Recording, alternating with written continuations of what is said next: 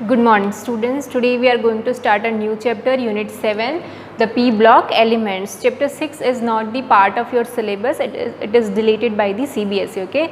इसमें से भी कुछ पोर्शन ऐसे हैं जो ओमिट हो चुके हैं, तो हम लोग सिलेबस को ध्यान में रखते हुए ही कवर करेंगे. ठीक है. सो बहुत ईजी है ये चैप्टर, ऐसा कोई डिफ़िकल्ट नहीं है, पर हाँ बहुत सारे छोटे छोटे कंसेप्ट हैं, रीजंस हैं जिसको याद रखना बहुत ज़रूरी है, जो आप याद नहीं रखते हैं. तो हर एक पॉइंट को बहुत ध्यान से सुनेंगे क्योंकि इसमें गिव रीज़न टाइप के क्वेश्चन ही ज़्यादा आते हैं. ऐसा क्यों होता है, ऐसा किस लिए हो रहा है, ये सारे रीजंस बहुत आते हैं, तो रीज़न को बहुत ध्यान से सुनेंगे. ठीक है. सो पी ब्लॉक एलिमेंट अगर हम अपने पीरियोडिक टेबल में देखें तो group number 13 to group number 18 के जितने भी एलिमेंट्स हैं they are called p block element. ठीक है. ये जो पी ब्लॉक एलिमेंट है इनको टिपिकल एलिमेंट्स भी बोलते हैं. अगर हम सिर्फ पी ब्लॉक के एलिमेंट्स की बात करें तो उसमें बहुत ही वैरायटी है. कुछ मेटल्स हैं, कुछ नॉन मेटल्स हैं, कुछ मेटेलॉइड्स हैं. सो बहुत सारी इसमें अलग अलग टाइप के एलिमेंट्स हैं जिनकी अलग अलग वैरायटीज़ है. अगर हम पी ब्लॉक के एलिमेंट्स के इलेक्ट्रॉनिक कॉन्फ़िगरेशन की बात करें सो वो NS2Np126 होता है. मतलब अगर हम ग्रुप नंबर 13 की बात करें तो उसमें P वाले ऑर्बिटल में एक ही इलेक्ट्रॉन होगा. फिर अगर हम ग्रुप नंबर 14 की बात करें तो उसमें P ऑर्बिटल में 2 ही इलेक्ट्रॉन होते हैं. ग्रुप नंबर 15 की बात करें तो उसमें P ऑर्बिटल में 3 इलेक्ट्रॉन्स होते हैं. जो लास्ट का P ऑर्बिटल है ना, उसकी बात हो रही है.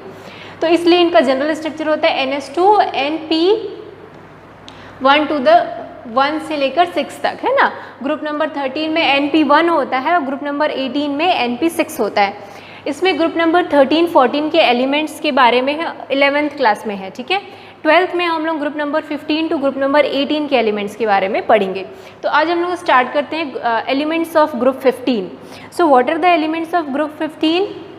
Nitrogen, phosphorus, arsenic, antimony, bismuth and moscovium are the members of the group number 15. Okay. अगर उनका मैं जनरल स्ट्रक्चर देखूं तो क्या होता है, हीलियम के जैसा इनका पहले स्ट्रक्चर होता है, फिर 2s2 2p3, 3s2 3p3, 3d10 4s2 4p3. सो अगर इसका जनरल स्ट्रक्चर देखेंगे हम तो देखो सारे में 3s 3p और 3d इसका वेकेंट है, 3d है पर, है ना. इसके में भी क्योंकि हम थर्ड शेल में आ गए हैं, तो थर्ड शेल में कौन कौन से ऑर्बिटल प्रेजेंट होते हैं? 3p 3s 3p और 3d ऑर्बिटल्स होते हैं थर्ड शेल में. तो इसके पास फॉस्फोरस के पास भी d ऑर्बिटल्स है पर वो अभी वेकेंट है, उसमें कोई भी इलेक्ट्रॉन्स नहीं है. आर्सेनिक में भी d ऑर्बिटल है, एंटीमनी में भी d ऑर्बिटल्स हैं, बिस्मथ में भी d ऑर्बिटल प्रेजेंट है और मॉस्कोवियम में भी प्रेजेंट होंगे क्योंकि इसका तो इसका जो इलेक्ट्रॉनिक नंबर होता है ये होता है 115, है ना. इसका एटॉमिक नंबर होता है 115. तो आप इसका भी अगर इलेक्ट्रॉनिक कॉन्फ़िगरेशन डालोगे तो डेफिनेटली उसमें d ऑर्बिटल्स होंगे ही. सो ये जानने वाली बात है कि नाइट्रोजन को छोड़ के जितने भी एलिमेंट्स हैं उनमें d ऑर्बिटल प्रेजेंट होते हैं. ठीक है. क्योंकि आगे हम पढ़ेंगे कि जो नाइट्रोजन है उसका बिहेवियर बाकी के एलिमेंट से अलग होता है. और क्यों होता है उसका reason, one of the reason यही है क्योंकि नाइट्रोजन में d ऑर्बिटल्स नहीं है, जबकि बाकी सब में जितने भी एलिमेंट्स हैं ग्रुप नंबर के 15 के उसमें सब में d ऑर्बिटल्स हैं. ठीक है. So these are the members of group number 15. इसमें हम देखते हैं कि nitrogen and phosphorus they are typical non metals. ये क्या होते हैं? नॉन मेटल्स हैं. जबकि आर्सेनिक और antimony they are metalloids. Metalloids मतलब क्या होता है? Those element which shows the property of metals as well as non-metals, they are called metalloids. ठीक है. उसके बाद है bismuth and moscovium, they are metals. ठीक है. they are typical metals. तो ग्रुप नंबर 15 में सभी टाइप के एलिमेंट्स हैं, नॉन मेटल्स भी हैं, मेटलॉइड्स भी हैं और मेटल्स भी हैं. ठीक. तो ये बहुत ही वेराइटी वाला ग्रुप है. मॉस्कोवियन जो है it is a synthetic radio active element, है ना. ये सिंथेटिक रेडियो एक्टिव एलिमेंट है. इसकी हाफ लाइफ बहुत ही कम होती है, ये बहुत स्टेबल नहीं होता, इसलिए इसके बारे में बहुत ज़्यादा स्टडी नहीं हुई है. ठीक है.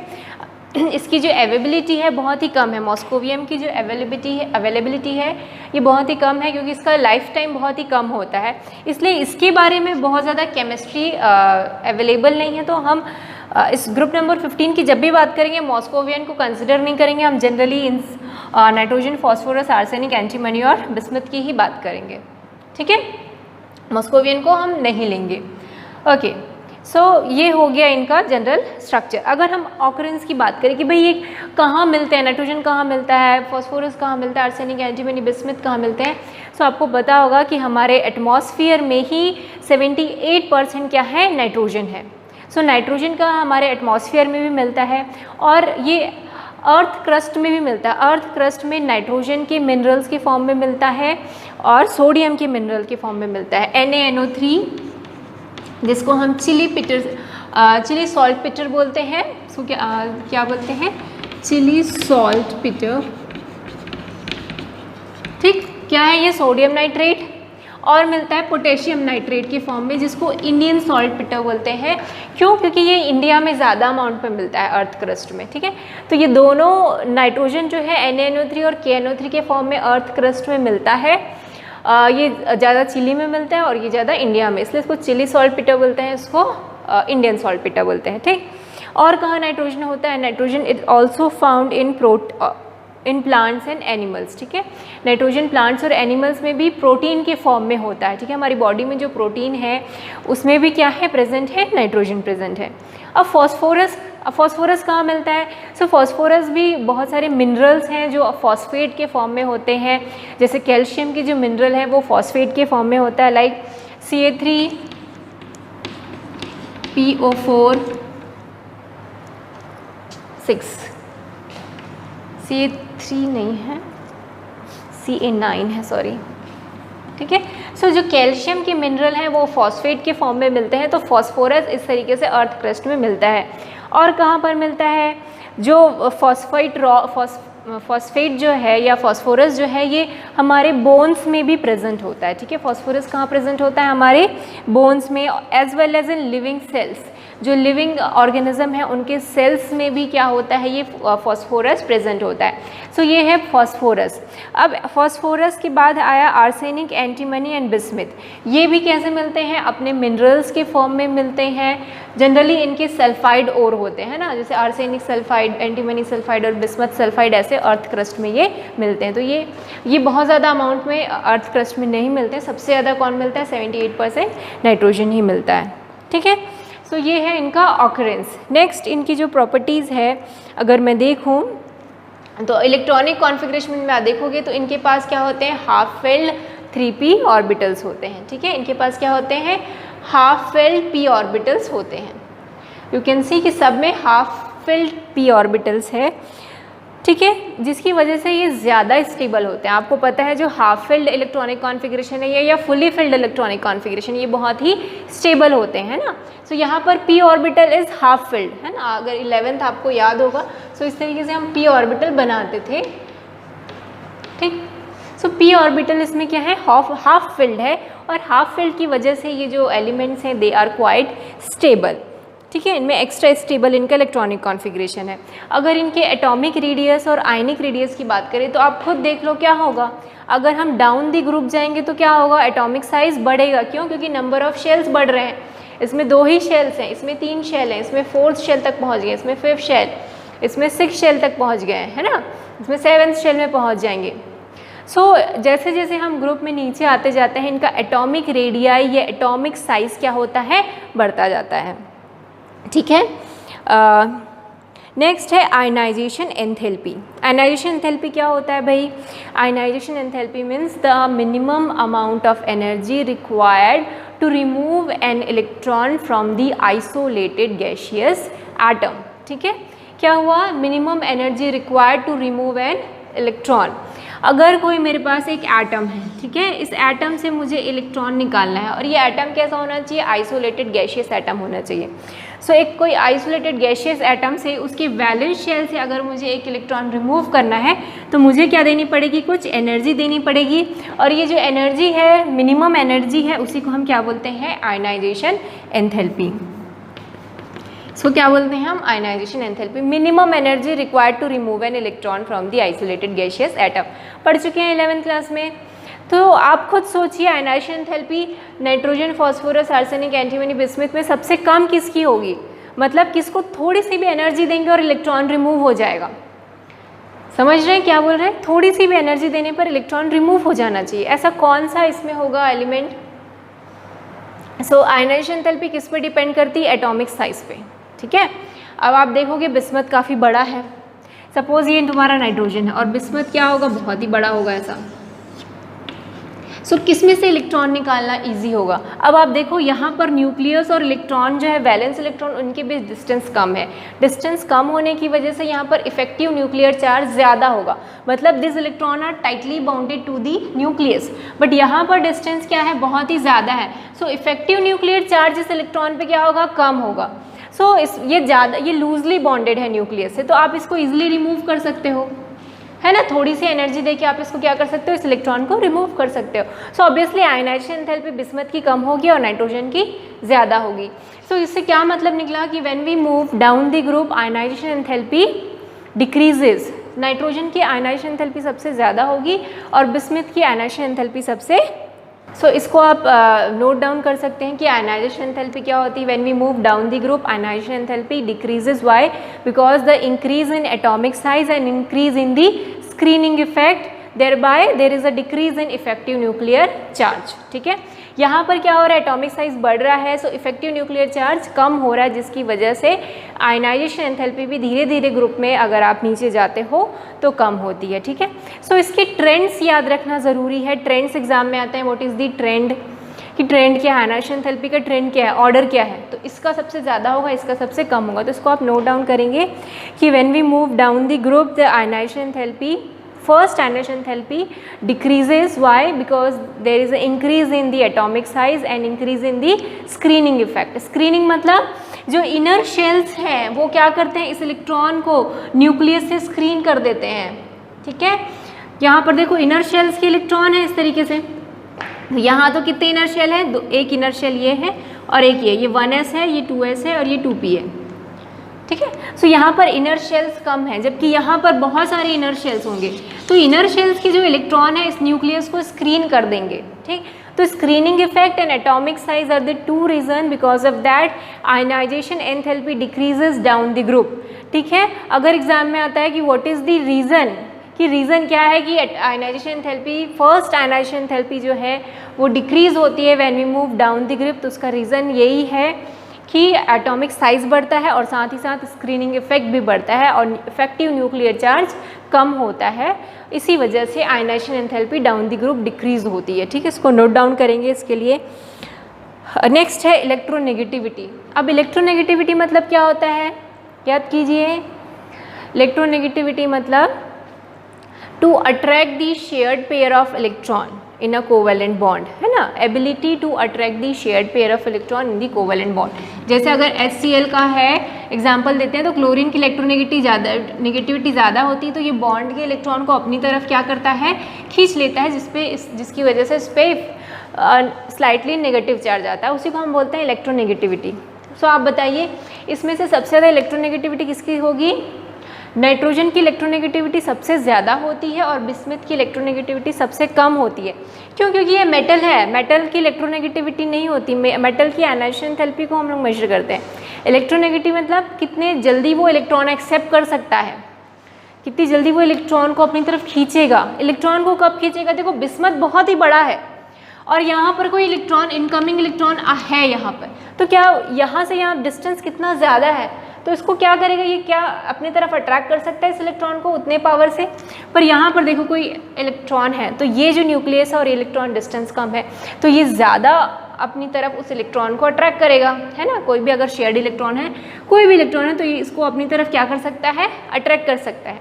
इसलिए इलेक्ट्रोनेगेटिविटी नाइट्रोजन की सबसे ज़्यादा होती है और बिस्मथ की सबसे कम। तो आप अपने बुक में देखेंगे टेबल 7.1 में। सो नाइट्रोजन की इलेक्ट्रोनेगेटिविटी 3 है, फॉस्फोरस की 2.1 है, आर्सेनिक की 2, एंटीमनी 1.9 और bismuth 1.9। So you can see कि जैसे जैसे हम ग्रुप में नीचे जाते जाते हैं इलेक्ट्रोनेगेटिविटी कम होती जाती है, ठीक है। सबसे ज़्यादा इलेक्ट्रोनेगेटिविटी नाइट्रोजन की होती है और उसके बाद सबसे कम बिस्मथ की होती है। तो इसको भी नोट डाउन करेंगे, इसके भी ऑर्डर को, ठीक है। Boiling point and melting point. Boiling point किसका ज़्यादा होता है और किसका कम होता है, मेल्टिंग पॉइंट भी किसका कम और किसका ज़्यादा होता है, BPMP। तो अभी तक हमने कितने पॉइंट डिस्कस कर लिए? एटॉमिक रेडियस डिस्कस कर लिया, आयनाइजेशन एंथैल्पी डिस्कस कर लिया और इलेक्ट्रोनेगेटिविटी। ठीक है। सो ये सबको आप अपने कॉपी में नोट्स बनाएंगे कि क्या ट्रेंड है, ठीक है, किसका सबसे ज़्यादा होता है, किसका कम होता है। ग्रुप में नीचे जाते हैं तो कौन सी चीज़ बढ़ रही है, कौन सी चीज़ कम हो रही है। आयनिक रेडियाई, एटॉमिक रेडियाई बढ़ रहा है, आयनाइजेशन एंथैल्पी कम हो रही है, इलेक्ट्रोनेगेटिविटी कम हो रही है। रीज़न क्या है आयनाइजेशन एंथैल्पी के कम होने का? साइज बढ़ रहा है, न्यू स्क्रीनिंग इफेक्ट बढ़ रहा है। इलेक्ट्रोनेगेटिविटी का क्या रीज़न है? क्योंकि अगेन वही साइज़ ही रीज़न है उसका भी, साइज़ की वजह से ये इनकमिंग इलेक्ट्रॉन को अपनी तरफ ज़्यादा अच्छे से अट्रैक्ट करता है। Next is a metallic melting and boiling point and metallic character. So आप देखोगे मेटालिक कैरेक्टर क्या होगा, यहाँ पर देखिए मेटालिक कैरेक्टर, हम जब नीचे जाएंगे तो मेटालिक कैरेक्टर बढ़ रहा है क्योंकि ये दोनों नॉन मेटल है। अब ये मेटलॉइड्स हो गए और ये तो प्योर मेटल्स हो गए। So when you go down the group क्या हो रहा है, मेटल्स मेटालिक कैरेक्टर बढ़ रहा है और नॉन मेटालिक कैरेक्टर घट रहा है। So when we move down the group metallic character increases. So ये भी इम्पॉर्टेंट पॉइंट है आपका, इसको भी नोट डाउन करेंगे कि मेटालिक कैरेक्टर इंक्रीज हो रहा है, ठीक। ये था हमारा फोर्थ पॉइंट। अब हम नेक्स्ट है मेल्टिंग एंड बॉइलिंग पॉइंट, ठीक। सो फिफ्थ पॉइंट है मेल्टिंग एंड बॉइलिंग। MPBP लिख देती हूँ, MP मीन्स मेल्टिंग पॉइंट और BP मीन्स बॉइलिंग पॉइंट। सो मेल्टिंग पॉइंट किसका ज़्यादा होता है और बॉइलिंग पॉइंट किसका ज़्यादा होता है? सो मेल्टिंग एंड बॉइलिंग पॉइंट आप अपने टेबल 7.1 से ही देखिए। पहले तो मेल्टिंग पॉइंट इंक्रीज़ हो रहा है ना, अगर आप देखो नाइट्रोजन का 63 केल्विन है, फॉस्फोरस का 317 केल्विन है और आर्सेनिक का 1089 केल्विन है। तो पहले तो मेल्टिंग पॉइंट बढ़ रहा है और बॉइलिंग पॉइंट भी बढ़ रहा है, ठीक है। आप मेल्टिंग पॉइंट बॉइलिंग पॉइंट को देखिए टेबल 7.1 से।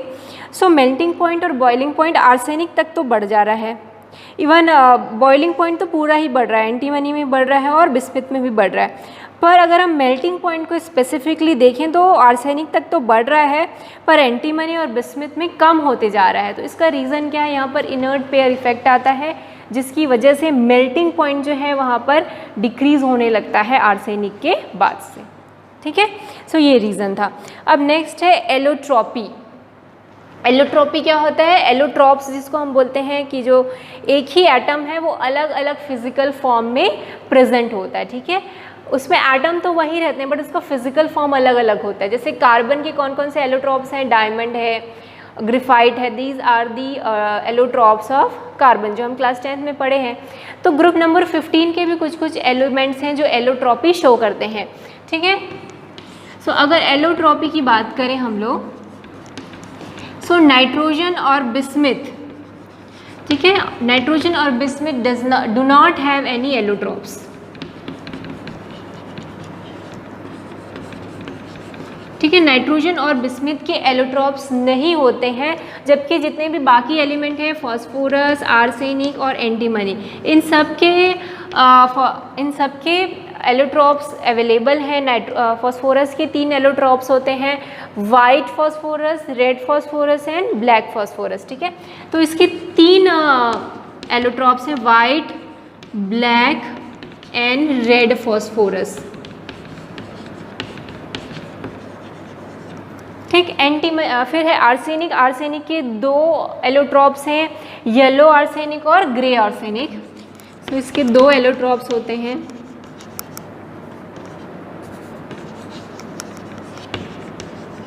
उसी तरीके से एंटीमनी के भी 2 एलोट्रॉप्स हैं, येलो और सिल्वर ग्रे, ठीक है।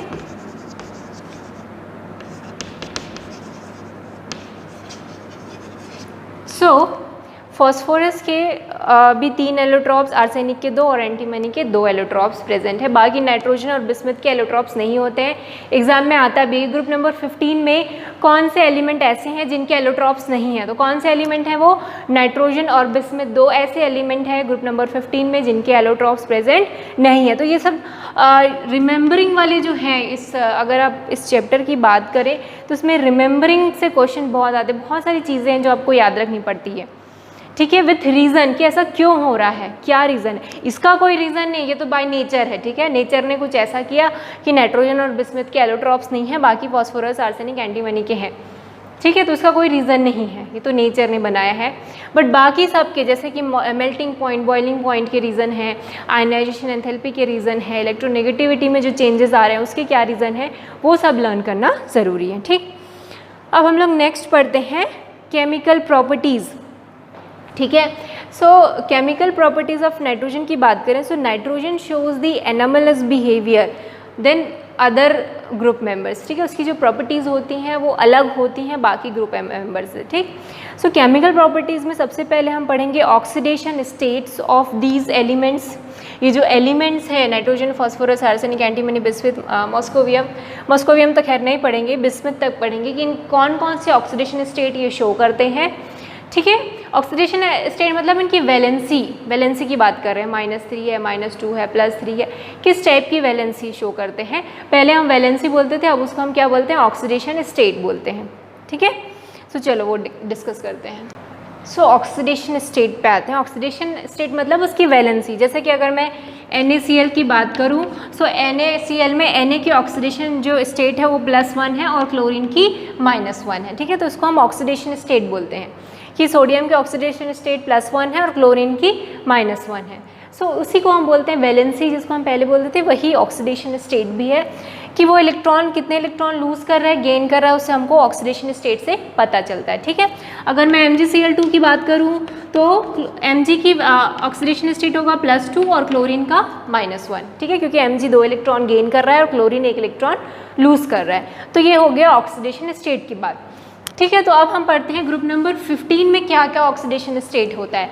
जैसे ग्रुप नंबर 1 में हम ऑक्सीडेशन स्टेट क्या ले रहे थे, +1 है ना, सोडियम, पोटेशियम, ये सब का ऑक्सीडेशन स्टेट क्या हो रहा था, +1। सो ग्रुप नंबर 15 में क्या होते हैं ऑक्सीडेशन स्टेट।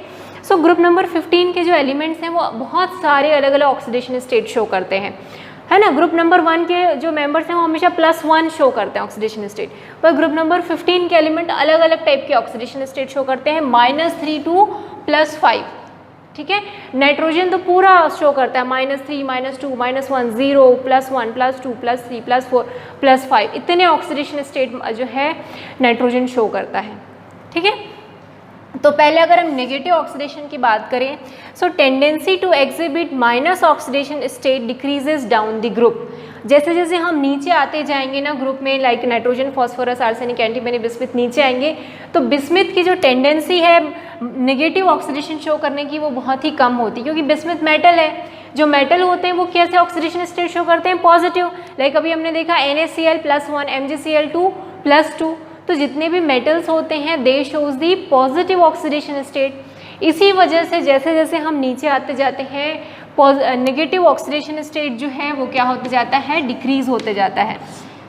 ठीक है, बिस्मिथ जो है it hardly forms any compound in -3 oxidation state. ऐसे बहुत ही कम कंपाउंड है जिसमें बिस्मिथ क्या शो करता है, -3 ऑक्सीडेशन स्टेट शो करता है। बाकी के एलिमेंट शो करते हैं पर बिस्मिथ बहुत ही -3 जो ऑक्सीडेशन स्टेट है वो ज़्यादा शो नहीं करता है। कुछ एग्जांपल्स हैं कंपाउंड के जहाँ पर जो नाइट्रोजन, फॉस्फोरस, आर्सेनिक जो है ये -3 ऑक्सीडेशन स्टेट शो कर रहे हैं, जैसे कि Mg3N2, इसमें Mg का ऑक्सीडेशन स्टेट क्या है, +2 और नाइट्रोजन का -3। कैल्शियम का यहाँ पर देखो +2 और नाइट्रोजन का -3। यहाँ पर कैल्शियम का +2 और फॉस्फोरस का -3। यहाँ सोडियम का +1, आर्सेनिक का -3। यहाँ देखो मैग्नीशियम का +2 और बिस्मिथ का -3। सो ये कुछ कंपाउंड ऐसे हैं जहाँ पर ग्रुप 15 के एलिमेंट कौन सा ऑक्सीडेशन स्टेट शो कर रहे हैं, -3। ऐसे बहुत ही कम कंपाउंड हैं जिसमें बिस्मिथ क्या शो करता है, -3 ऑक्सीडेशन स्टेट शो करता है। सो ये कुछ एग्जांपल्स हैं जहाँ पर इस ग्रुप के एलिमेंट -3 ऑक्सीडेशन स्टेट शो कर रहे हैं। अब हम आते हैं पॉजिटिव ऑक्सीडेशन स्टेट के बारे में। सो +3 oxidation state increases down the group. जैसे जैसे हम नीचे जाते हैं +3 ऑक्सीडेशन स्टेट ज़्यादा शो करते हैं। जो बिस्मिथ है वो सबसे ज़्यादा +3 ऑक्सीडेशन स्टेट शो करता है। क्यों? क्योंकि वो एक मेटल है। मेटल हमेशा इलेक्ट्रॉन क्या करते हैं, लूज़ करते हैं। तो ये जनरली क्या करता है, 3 इलेक्ट्रॉन लूज़ करके +3 ऑक्सीडेशन स्टेट शो करता है। ठीक है, सो जो डाउन द ग्रुप जो है +3 ऑक्सीडेशन स्टेट इंक्रीज होता है, जबकि stability of +5 oxidation state decreases down the group. तो +5 की जो स्टेबिलिटी है वो कम होती है बिस्मिथ जो है सिर्फ एक ही कंपाउंड बनाता है जिसमें उसकी ऑक्सीडेशन स्टेट 5 होती है, वो BiF5। ठीक है, बिस्मिथ एक ही एलिमेंट ऐसे बनाता है जहाँ पर वो 5 ऑक्सीडेशन स्टेट शो करता है। ठीक है, ये किसके साथ रिएक्शन कर रहा है बिस्मिथ? हेलोजन के साथ। फॉस्फोरस भी हेलोजन के साथ करता है रिएक्ट, PCl5 बनाता है, PF5 बनाता है। ठीक है, आर्सेनिक भी ऐसे ही हेलोजन के साथ रिएक्ट करता है, आर्सेनिक हेलोजन के साथ रिएक्ट करके AsF5 बनाता है। एंटीमनी भी हेलोजन के साथ रिएक्ट करता है और बनाता है SbF5। ठीक है, सो अगर हम नाइट्रोजन को छोड़ दें तो बाकी जितने भी एलिमेंट है, फॉस्फोरस, आर्सेनिक, एंटीमनी, बिस्मिथ, ये सब हेलोजन के साथ रिएक्ट करके पेंटाहेलाइड्स बना रहे हैं। देखो पेंटाहेलाइड बना रहे हैं ना, bismuth pentahalide, phosphorus pentachloride, phosphorus pentafluoride, antimony pentafluoride. ठीक है, तो हेलोजन के साथ ये ग्रुप कंबाइन होकर क्या बना रहे हैं? पेंटाहेलाइड बना रहे हैं। पर जो नाइट्रोजन है ना, वो पेंटाहेलाइड नहीं बनाता है। ये इंपॉर्टेंट क्वेश्चन है कि why does the nitrogen does not make compound of pentahalide. आपकी बुक का ही क्वेश्चन है। आप सबसे पहला जो क्वेश्चन है आपकी बुक में है ना, एग्जाम्पल है, वो यही है कि नाइट्रोजन जो है +5 ऑक्सीडेशन स्टेट शो तो करता है बट पेंटाहेलाइड फॉर्म नहीं करता। मतलब कभी भी आप इस तरीके के कंपाउंड नहीं देखोगे, NCl5, NF5, इस तरीके के कंपाउंड कभी भी नहीं होते हैं। उसका रीज़न क्या है? तो उसका रीज़न यही है कि बाकी जो बिस्मिथ है, फॉस्फोरस है, एंटीमनी, आर्सेनिक है, इसमें वेकेंट d ऑर्बिटल्स होते हैं जहाँ पर क्लोरीन के इलेक्ट्रॉन्स क्या हो सकते हैं? ओवरलैपिंग कर सकते हैं। ठीक है, यहाँ पर वेकेंट d ऑर्बिटल्स होते हैं, चाहे वो एंटीमनी हो, बिस्मिथ हो, फॉस्फोरस हो। हमने सबसे पहले देखा ना कि सब में d ऑर्बिटल्स हैं बट नाइट्रोजन में d ऑर्बिटल्स नहीं है। सो जो नाइट्रोजन है वो पेंटाहेलाइड क्यों नहीं बनाता? क्योंकि उसके पास वेकेंट d ऑर्बिटल्स नहीं होते हैं। ठीक है, it does not have d orbitals to expand its covalence beyond 4, that's why it does not form pentahalide. So इसलिए ये पेंटाहेलाइड फॉर्म नहीं करता।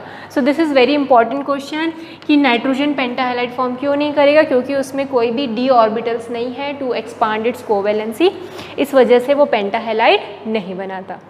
ठीक, सो यहाँ तक समझ में आया, +3 +5 ऑक्सीडेशन स्टेट। अब हम पढ़ेंगे मैक्सिमम कोवैलेंसी। कोवैलेंसी का मतलब क्या होता है? कोवैलेंसी मतलब वो कितने इलेक्ट्रॉन शेयर करेगा। ठीक है, number of electron shared with other atom. ठीक है, वो कितने इलेक्ट्रॉन शेयर कर रहे हैं। जैसे यहाँ पर अगर मैं बात करूँ PCl5 में, तो फॉस्फोरस और क्लोरीन कितने इलेक्ट्रॉन शेयर कर रहे हैं? 5 इलेक्ट्रॉन शेयर कर रहे हैं।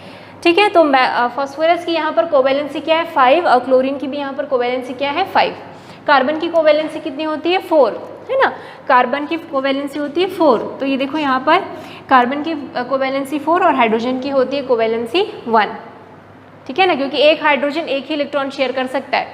सो यहाँ पर CH4 में बना रही हूँ, तो CH4 में आप देखो कार्बन की कोवैलेंसी 4 है क्योंकि वो 4 बॉन्ड बना रहा है, 4 इलेक्ट्रॉन शेयर कर रहा है। पर यहाँ पर हाइड्रोजन एक ही इलेक्ट्रॉन शेयर कर रहा है, तो उसकी कोवैलेंसी क्या है? 1। सो कोवैलेंसी मतलब कितने नंबर ऑफ इलेक्ट्रॉन्स वो दूसरे एटम के साथ शेयर कर रहा है, उसको हम बोलते हैं कोवैलेंसी। ठीक है, तो जो फॉस्फोरस है, बिस्मिथ है, आर्सेनिक, एंटीमनी है, they can expand their covalency. वो अपनी कोवैलेंसी को एक्सपांड कर सकते हैं। इवन आप कुछ एलिमेंट्स देखोगे, जो फॉस्फोरस का एक एलिमेंट है PF6, मतलब यहाँ पर फॉस्फोरस की कोवैलेंसी क्या हो गई? 6।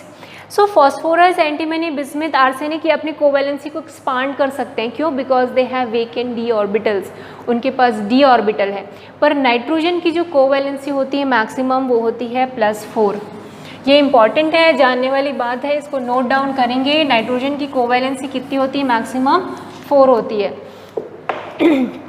सो मैक्सिमम कोवैलेंसी अगर हम देखें, so maximum covalency of nitrogen is 4। क्यों भाई, क्यों 4 होती है? क्योंकि इसके पास, अगर मैं इसका इलेक्ट्रॉनिक कॉन्फ़िगरेशन बनाऊं,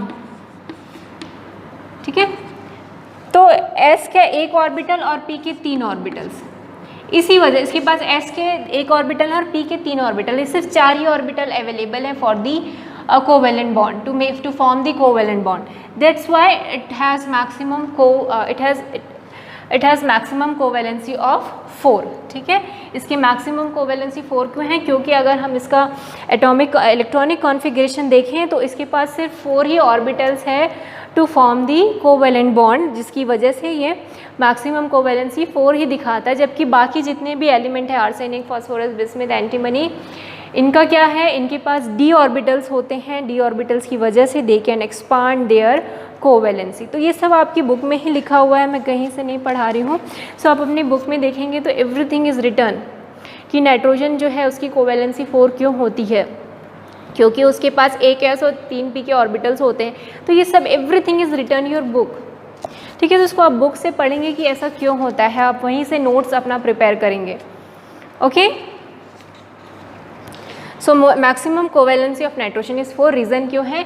क्योंकि उसके पास एक s और 3 p के ऑर्बिटल्स ही होते हैं बॉन्ड फॉर्मेशन करने के लिए, जिसकी वजह से इसके 4 मैक्सिमम वैलेंसी होती है, जबकि बाकी के जो ऑर्बिटल्स हैं उनमें डी ऑर्बिटल्स भी होते हैं, बाकी के जो एलिमेंट्स हैं उनमें डी ऑर्बिटल्स भी होते हैं, जिसकी वजह से वो अपनी कोवैलेंसी को एक्सपांड करते हैं। जैसे फास्फोरस जो है PF6P कंपाउंड बनाता है, जिसमें उसकी कोवैलेंसी 6 होती है। यहाँ पर फास्फोरस 6 इलेक्ट्रॉन्स की शेयरिंग कर रहा है, ठीक है। तो ये हो गया ऑक्सीडेशन स्टेट्स के बारे में। अब एक और प्रॉपर्टीज़ पढ़ते हैं, फिर बाकी का जो है मैं अगली क्लास में बताऊंगी। एनामलस प्रॉपर्टीज़ ऑफ नाइट्रोजन बहुत इंपॉर्टेंट है, ध्यान से सुनेंगे इसको। नाइट्रोजन की प्रॉपर्टी बाकी सारे एलिमेंट से अलग है, क्यों ऐसा, ठीक है, या फिर इसको अगली क्लास में ही लेते हैं। अभी तक यहीं तक करता है, अगली क्लास में मैं एनामलस प्रॉपर्टीज़ ऑफ नाइट्रोजन और बाकी के टॉपिक्स को कवर करूँगी, ठीक है। तो यहाँ तक आप नोट्स बना लेंगे। 7.1.7 तक मैं पढ़ा चुकी हूँ। आप अपनी बुक से ABC की बुक से नोट्स बनाइए और उसको शो कीजिए, ओके। Thank you.